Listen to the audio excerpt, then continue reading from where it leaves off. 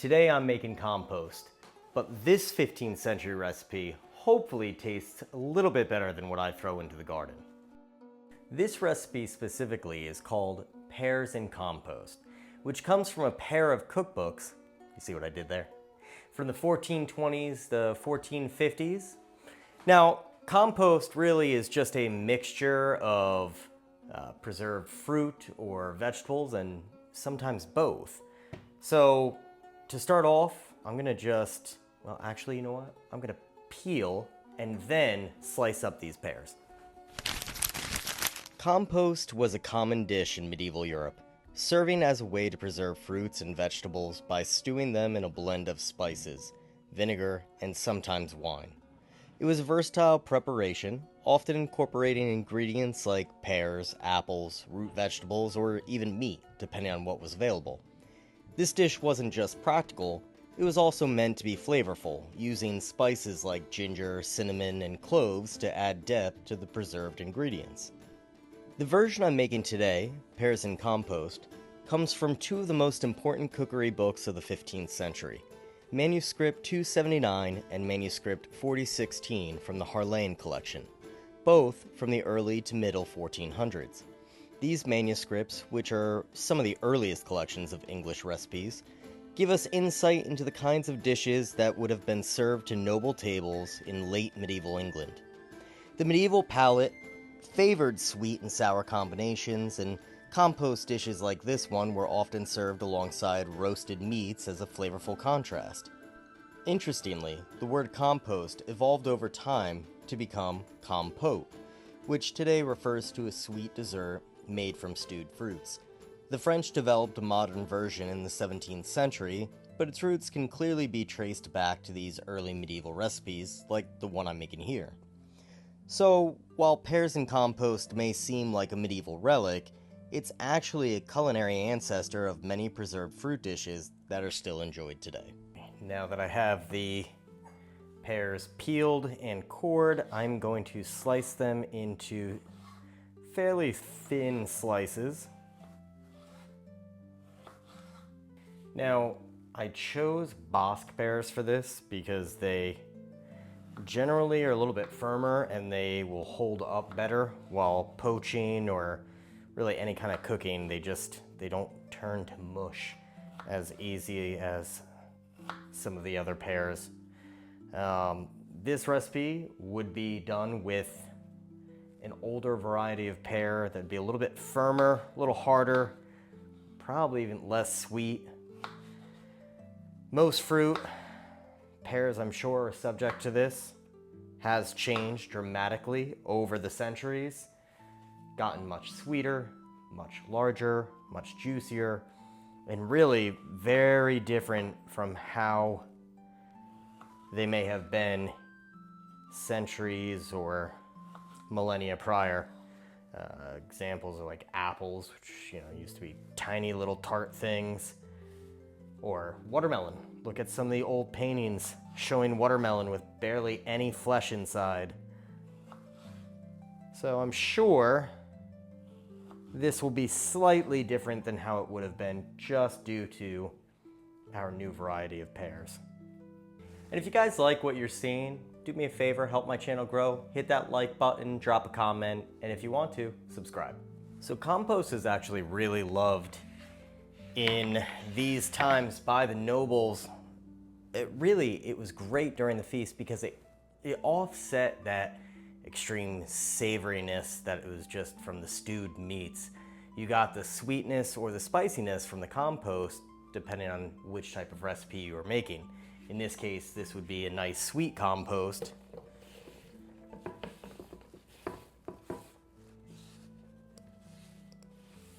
We're gonna start off here by boiling the pears really quickly and just enough to get them a little softer. We don't want them to turn to mush, which can happen really quickly. While the pears are boiling, I'm going to get 2 cups of a sweet wine, cinnamon, salt, and some finely chopped dates, and bring that to a simmer. Not so much a boil, but a simmer. And this, if I didn't say, this is a sweet red wine. Salt, we're gonna do just a pinch. Cinnamon, we're gonna do about a tablespoon or 2.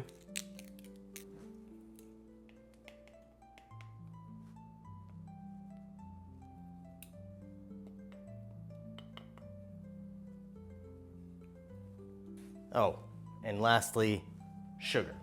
A tablespoon of sugar.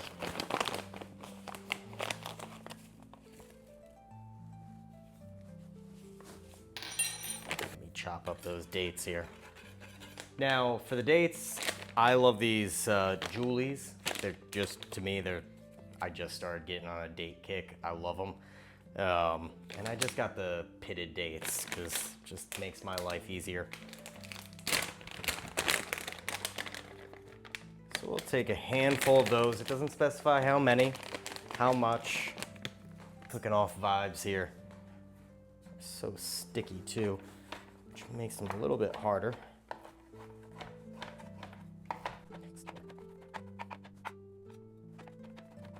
All right, so the pears have been drained. They're boiled just enough.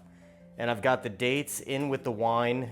Now what I do realize is I wish that I had cinnamon sticks, and I would have done that to flavor this. The powdered cinnamon, I don't know how that's gonna go, and I don't have any cheesecloth to strain this out.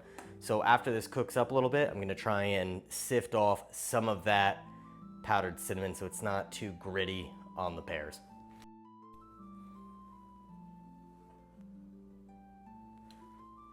Okay, so now we're gonna add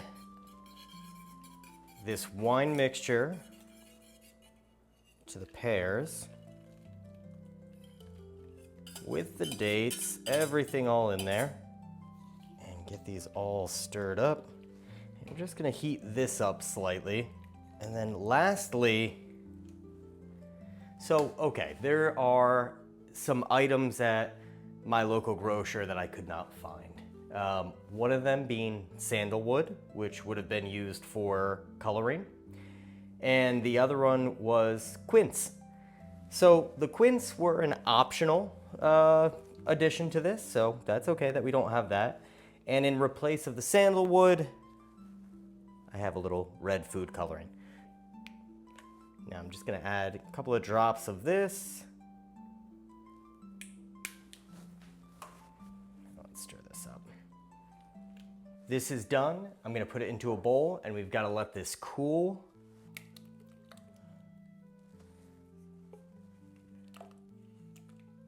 And interestingly, most of those dates have really dissolved away.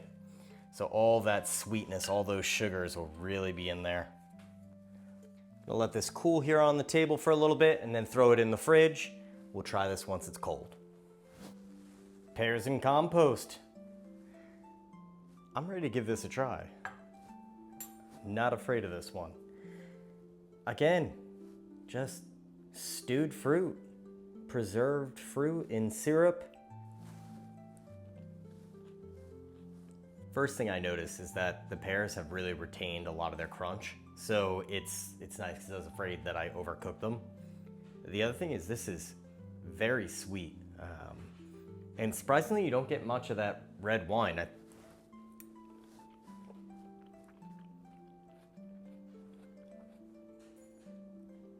Cinnamon is good. Again, like I said before, I think I would have rather just had some sticks of cinnamon in there, get the flavor, strain them out, but this works. It's not as gritty as I thought it would be. Really good decision to scrape off some of that cinnamon that was floating in the wine.